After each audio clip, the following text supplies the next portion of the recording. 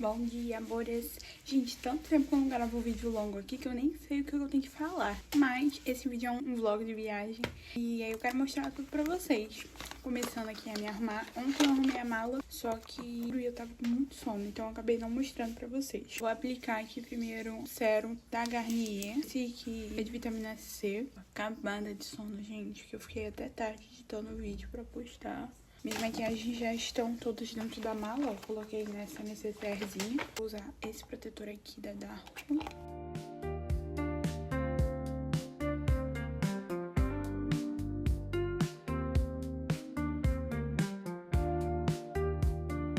E a nossa primeira parada foi no Museu Imperial. E ele funciona no antigo Palácio de Verão de Dom Pedro II. Foi construído no século XIX e era onde a família imperial passava temporadas longe do calor do Rio de Janeiro. Petrópolis, inclusive, foi uma cidade planejada para a corte. Gente, a gente veio aqui no Museu Imperial, Petrópolis. E aí, infelizmente, a gente não podia gravar lá dentro, mas sensacional. Uma história muito triste, né? Mas sensacional. Vou deixar algumas informações aqui para vocês ao longo do vídeo sobre a museu. Feita com forte influência europeia, mas com trabalho escravizado. E apesar da imagem refinada do Império, o palácio e sua rotina estavam diretamente ligados à escravidão. E o mais louco é pensar que a presença da escravidão não aparece na arquitetura de luxo. E mesmo assim sustentava todo o funcionamento da corte. E uma curiosidade importante é que o museu hoje busca trazer uma leitura mais crítica desse período, para contextualizar todo o luxo com a desigualdade social da época. Gente, outra coisa, lotado de esquilo aqui. Teve um que passou correndo aqui agora, não consegui gravar. Vocês não têm noção quão grande é aqui dentro. A gente, inclusive, nem andou tudo. A gente andou mais lá dentro e pouquíssimo aqui fora. Só deu uma olhadinha assim por cima, sabe? Inclusive, eu vou deixar aqui pra vocês verem na entrada. Na hora que a gente tava entrando, tinha um esquilo. Aí esse eu consegui gravar. Mas ali no quintal, acho que é um quintal, né? Da casa. Tinha muito esquilo correndo ali, mas ali tá fechado, então a gente não conseguiu acessar ali a área.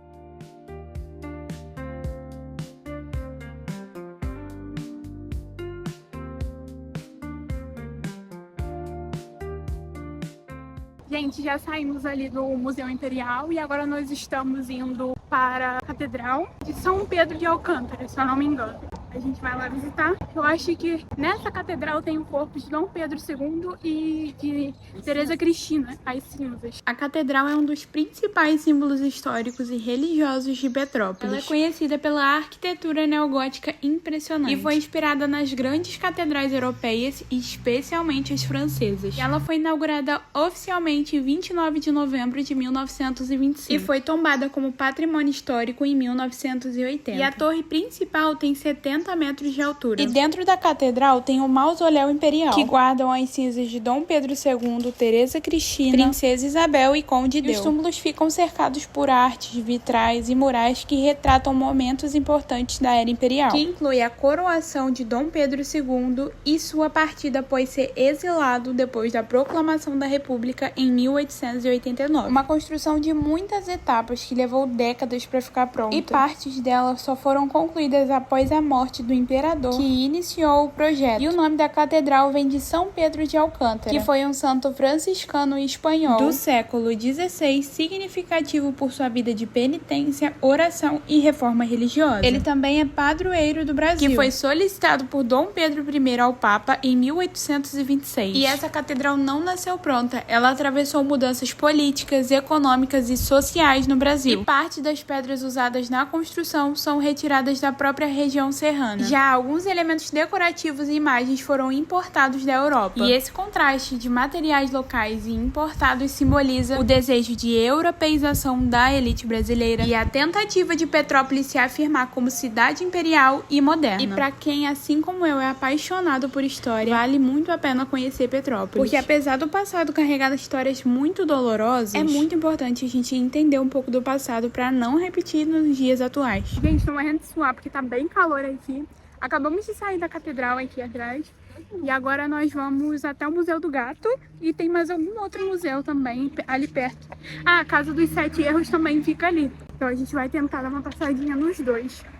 Muito quente, tá? E o mais legal é que a gente pegou uma hospedagem no centro, então fica tudo muito perto. A gente tá conseguindo fazer todos os passeios andando e são bem pertinhos um do outro. O que pega mesmo é só o calor, mas depois a gente vai embora para tomar um banho pra sair de noite de novo. Ele é o primeiro museu no Brasil focado exclusivamente no universo dos gatos. É uma homenagem artística e interativa dedicada a esses animais. E o Museu do Gato foi idealizado pela artista plástica Lucimere Mazurek e foi inaugurado em março de 2025 no Centro Histórico de Petrópolis. E dentro do museu tem exposições, salas temáticas e o mais legal é que o museu todo explora o mundo felino de forma artística. E lá vocês vão encontrar a Sala das Curiosidades, o mural instagramável, a Sala das Emoções e o Cantinho da Saudade, que eu confesso que fiquei muito emocionada nessa parte. E é uma mistura muito legal de arte, cultura e o amor pelos gatos. E o museu também surge como uma forma pessoal de transformação e homenagem a experiências de vida da idealizadora desse projeto incrível. E o projeto foi inspirado por espaços semelhantes no exterior, porque já existiam museus de gato na Malásia, Istambul, Amsterdã, mas o de Petrópolis é o primeiro do Brasil. E nas Américas, até esse foco. 7 euros o jardim, a casa de 7 euros, que é um ponto turístico de Petrópolis também, tá? Nossa, quando eles enxergam. Só que é como o gato enxerga aí. Gente, mas é divertido, né? Ah, sim. Ficava, sabe aonde? No esgoto comendo rato. Não ficava em cima da cama hoje em dia, bota em cima da cama, dá churu pra ele, né? E aí a gente faz duas interpretações nesse quadro. Ou o artista gostava muito de gatos, ou ele... Um ambiente super acolhedor que mistura arte, fofura e curiosidades. Gente, agora a gente vai tomar café da manhã e aí eu vou mostrar tudo pra vocês.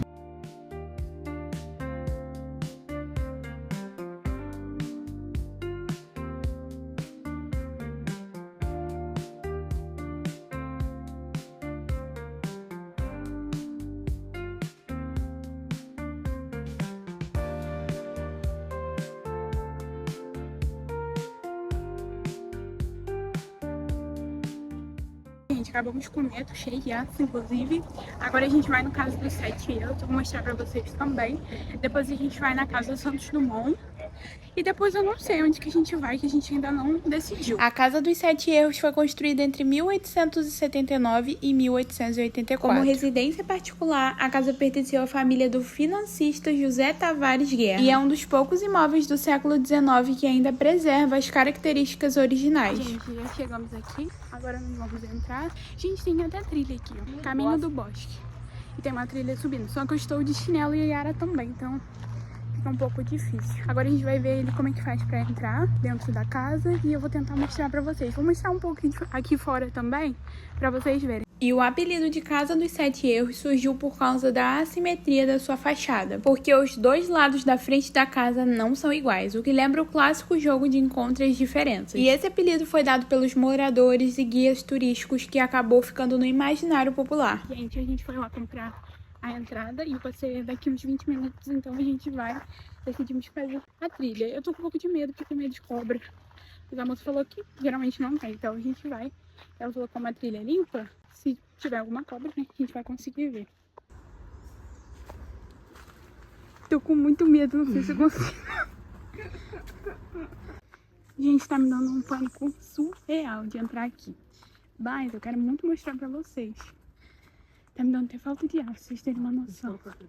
Meu Deus, não consigo. Não consigo. Vamos pra trilha, Ana. Não consigo, eu quero voltar. Ô, gente, ela tá com medo, cara. Olha que trilha gostosinha de fazer. Só sai correndo aqui, ó. Gente, era pra gente fazer a trilha, olha só.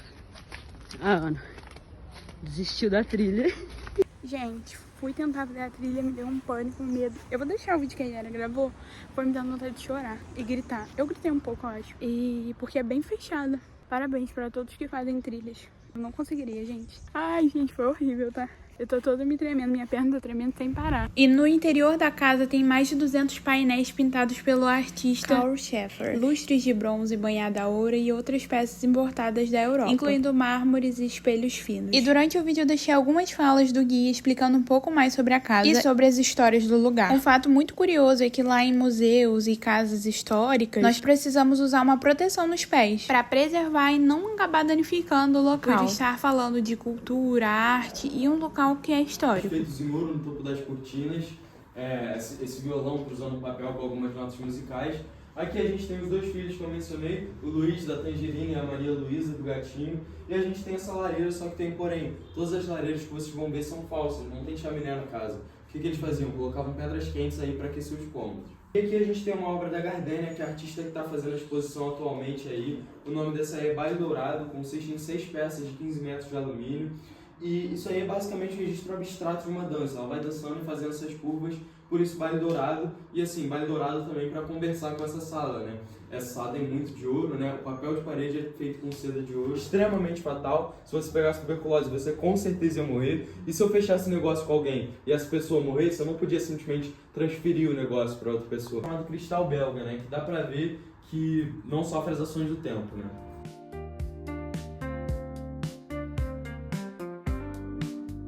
Claro, essas pessoas aqui dessas fotos não tem nada a ver com a história da casa, ok? Essa aí é a árvore genealógica da artista que está fazendo a exposição. Se a gente realmente conhece o nosso passado, as nossas origens, igualité e os patrões nesse canto aqui, fraternité, que é o lema da Revolução Francesa. José era abolicionista, então nada nessa casa foi feito com mão de obra escrava. Só que Dom Pedro II ofereceu os escravizados dele para fazer o piso da casa. José negou e afirmou que precisava de uma mão de obra mais especializada. Dom Pedro II questionou ele o que essa mão de obra especializada podia fazer com os escravizados dele, não. Ele veio com essa técnica que é a macheteria. Nesse chão tem 3 tipos de madeira diferentes, o jacarandá, o pau-brasil e a cerejeira. Realmente precisava de uma mão de obra muito especializada, porque é feito pedaço por pedaço. Um palpite para o que são esses objetos aqui do meio? Vou falar o que é. Alguém tem algum último palpite? Então, na verdade são mamadeiras naquela cerca. E aqui a gente vai ver algumas pinturas ideológicas. Um anjo com um compasso representando a ciência, ali um anjo com uma máscara representando a arte. Ele acreditava que a ciência andava junto com a arte. O Bordeaux, que é o restaurante hoje em dia, mas antigamente era o estábulo onde guardavam os cavalos. Fazer isso. Não consegue. Não consegue. Sem computador não faz.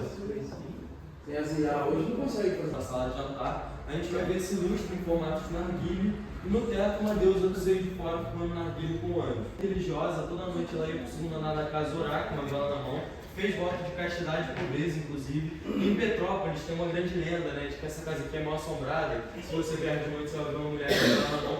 Só que essa lenda vem dela, com 98 anos. Nessa época ela ainda morava aqui, só que as pessoas não sabiam que tinha ninguém morando aqui, viam ela e achavam que era fantasma, né? Isso popularizou muito, acho que praticamente todo petropolitano conhece essa lenda. Isso aqui é pedra vulcânica, tirada de um vulcão dessa ilha, Angra do Heroísmo, lá em Portugal, esculpida no Rio de Janeiro. E o que eles faziam? Aqui não tem nenhum furo, tá? A pedra vulcânica que ela é bem porosa. Esse foi o vestido que ela usou no casamento dela. E essa flor representa o amor que acabou. Só que isso não é uma obra de tristeza. Ela conta a história de que na época ela estava chorando muito pela desilusão amorosa. Mas ela percebeu que não é bem por aí, a vida não é só chorar, né? Pegou esse mesmo vestido e foi pro baile dançar. Isso já representou para ela o recomeço da felicidade dela após o divórcio. Sigo morrendo de calor. Agora a gente vai fazer uma outra trilha que é um pouco mais aberta. Essa aqui tá de boa porque eu consigo ver o céu. E tem uma fonte que a moça falou pra gente. O espaço externo foi projetado pelo botânico francês Auguste Glossier. E ele foi responsável por muitos jardins históricos no Brasil e é considerado um dos poucos ainda preservados no país. E ao contrário dos jardins muito simétricos como os franceses de Versalhes, o estilo aqui é mais orgânico e fluido. Com caminhos tortos, vegetação tropical, Glossier foi pioneiro a usar plantas tropicais brasileiras como espécies ornamentais, combinando-as com espécies vindas de outras partes do mundo, para criar um visual exuberante e diverso.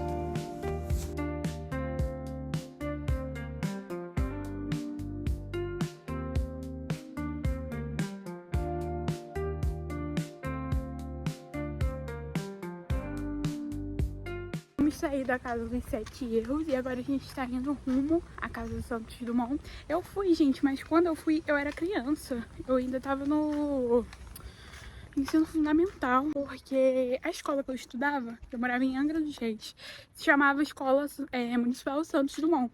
Então a gente fez esse passeio vindo aqui até Petrópolis, aí a gente conheceu a Casa de Santos Dumont, mas eu me recordo muito pouco, então a gente vai voltar lá hoje. Gente, a Yara tem vergonha de aparecer, mas ela vai me contar uma história aqui que vai agregar na parte do que a gente foi no Museu Imperial. Vai. Da catedral, né? Da catedral mesmo? É, na catedral. Ah, eu achei que era do Museu Imperial. Não, gente, da catedral. As pessoas eram de alta elite, ou era do clero, ou era da realeza. Quando eles eram enterrados próximo ao altar. Então, quanto mais próximo ao altar, mais dinheiro quer dizer que você tinha. Então ontem a Ana, inclusive, pisou em 2 túmulos dos bispos, né? Eles estavam enterrados ali perto do altar porque eles tinham uma alta patente na igreja. E aí, quando as pessoas mais pobres chegavam lá na igreja, sentia o cheiro ruim, eles falavam, cheiro de podre de rico. Daí vem a expressão podre de rico. Era o cheiro das pessoas mortas dentro da igreja, perto do altar. As pessoas ficaram tampando o nariz e falavam, ih, tá com cheiro de podre de rico. Daí vem essa expressão. Tem tanto dinheiro que eu sou podre de rico. Entendeu? Eu sabia.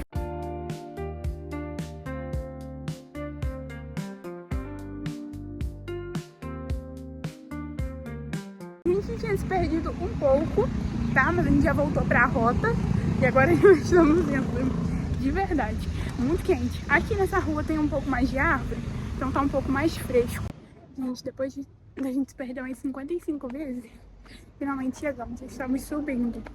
Um calor. A Encantada é uma das casas mais curiosas e criativas do Brasil e foi projetada pelo próprio Alberto Santos Dumont em 1918 como sua residência de verão. E cada detalhe tem um motivo. Essa escada externa, por exemplo, tem degraus alternados que obriga a pessoa a subir com o pé direito. E dizem que Santos Dumont criou assim para evitar visitas indesejadas. E vocês, gente, subiriam essa escada ou já tropeçariam no primeiro degrau? Eu achei que eu ia tropeçar, mas eu consegui subir tranquilamente. E só subia quem realmente estivesse atento. E a casa também tem um chuveiro com aquecimento por álcool, algo que era extremamente moderno para o início do século XX. Ele era apaixonado por tecnologia até nos detalhes domésticos. A casa é pequena, mas muito inteligente. É compacta e dividida em sala, quarto, banheiro e o escritório no mezanino. Santos Dumont acreditava que as casas deveriam ser funcionais e práticas, mas sem excessos. E apesar dele ser conhecido pelo 14 bis, ele também projetava objetos para o dia a dia. Era fã de relógios de pulso e também ajudou a popularizar o modelo masculino. Ele também gostava de escrever e refletir sobre. E o escritório da casa mostra esse lado mais introspectivo. E sobre o nome A Encantada, a casa recebeu esse apelido pelo charme e pela vista privilegiada da cidade imperial. E também por ficar numa área elevada, cercada por natureza. E ele escolheu morar em Petrópolis por conta do clima mais ameno, porque ele tinha alguns problemas de saúde. E ele já era mundialmente conhecido quando construiu a casa. Ou seja, ele já era um homem famoso, mas que escolheu viver de forma simples. Um dos homens mais brilhantes do mundo vivendo em uma casa compacta e funcional. Ele nasceu em 1873 em Minas Gerais, na cidade de Palmira, que hoje é chamada de Santos Dumont. Era filho de um rico fazendeiro de café e cresceu fascinado por máquinas e engenharia. E ainda jovem foi estudar na França, onde mergulhou no universo da tecnologia e da aviação. E uma curiosidade é que ele nunca fez faculdade formal de engenharia, ele era praticamente autodidata. Muita gente só fala do 14 bis, mas antes disso ele já era famoso em Paris por seus dirigíveis pessoais. E ele criou vários modelos numerados, número 1, número 2, número 3, e o mais famoso foi o número 6, com o qual venceu um prêmio ao contornar a Torre Eiffel em menos de 30 minutos. E isso fez dele uma celebridade europeia. Em 1906, em Paris, ele realizou um voo público com 14 bis. E esse voo é considerado por muitos o primeiro voo de um avião mais pesado que o ar. E esse é um ponto importante, porque existe um debate histórico com os irmãos Wright. Mas o diferencial de Santos Dumont foi a decolagem por meios próprios, testemunhas oficiais e registro público. Depois do 14 bis, ele criou a Demoiselle, um modelo leve, mas simples. E aqui vem algo incrível. Ele não patenteou o projeto para que qualquer pessoa pudesse construir. Gente, vamos jantar agora, pra depois ir no show do Arlindinho, que vai ter um prazo ali pertinho da nossa hospedagem.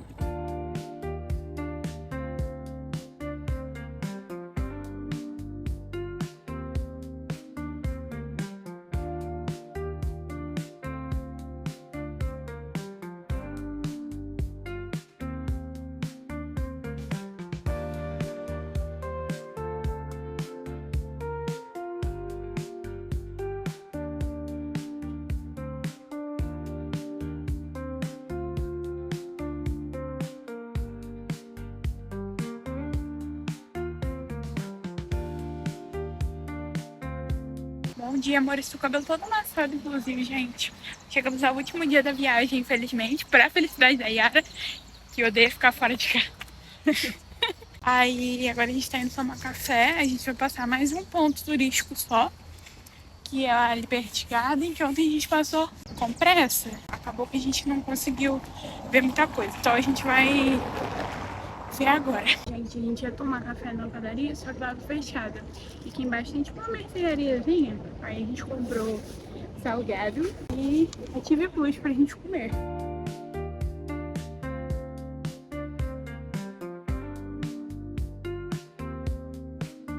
Gente, agora nós estamos indo até Liberty Garden. Não sei se está aberta, porque a maioria das coisas hoje, por ser segunda-feira de carnaval, feriado, e segunda-feira geralmente não abre as coisas mesmo.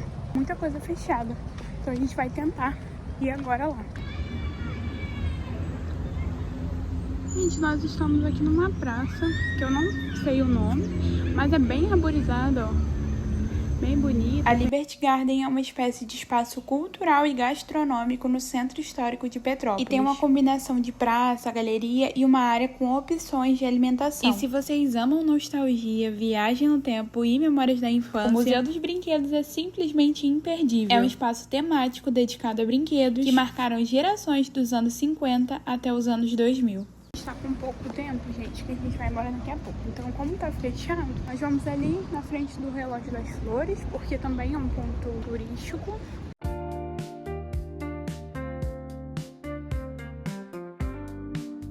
Gente, fomos ali no Relógio de Flores, mas aparentemente está em manutenção, porque não tem flores.